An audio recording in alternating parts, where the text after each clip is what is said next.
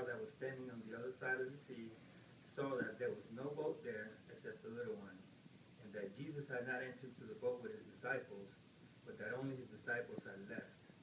But boats from Tiberias arrived near the place where they ate the bread after the Lord had given thanks. Therefore, when the crowd saw that neither Jesus was there nor his disciples, they boarded their little boats and came to Capernaum to look for Jesus. So when they found him across the sea, they said to him, "Rabbi, when did you get here?" Jesus answered them and said, "Most truly I say to you, you are looking for me, not because you saw signs, but because you ate from the loaves and were satisfied.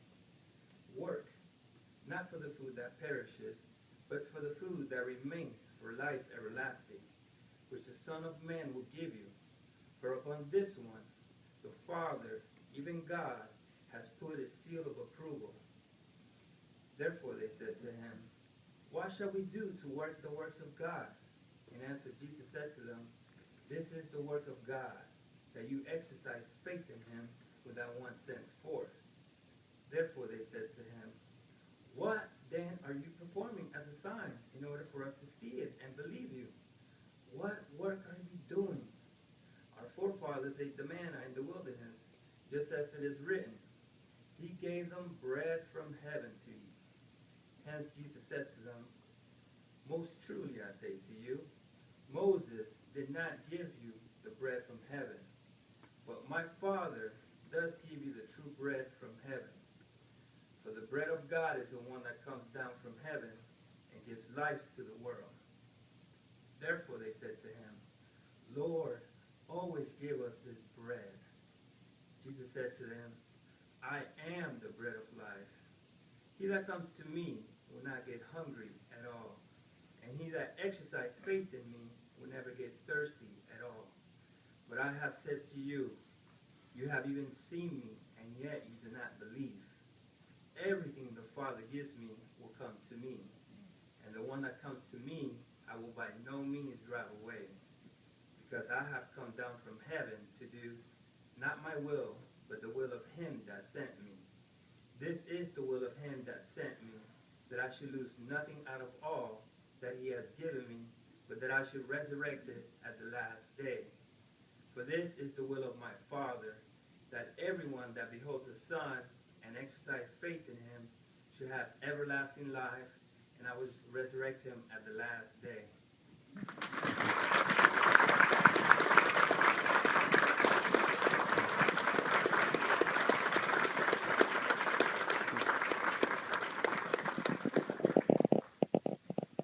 Brother Garcia, I don't know what you were doing when you came in here. You were putting me on.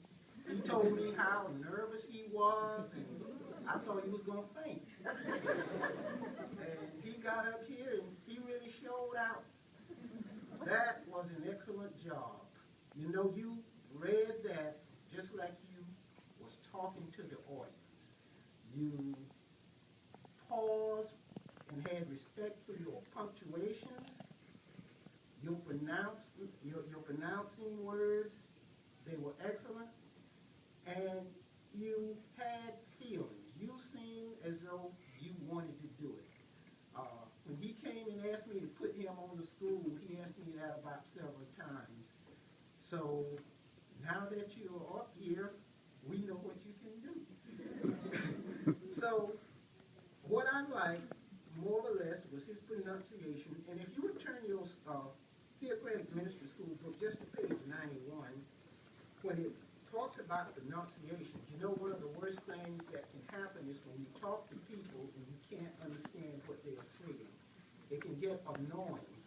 But here on page 91, when it talks about ways to improve, it says, first of all, when you have an assignment to read aloud, take time to consult a dictionary, which is good. And then as we drop down, it says the second way that pronunciations can be improved is by reading to someone else, someone who pronounces words well, and asking him to correct your mistakes. And then the third way is to listen to a good speaker. So as I said, when I get off here, I got something for you. Okay.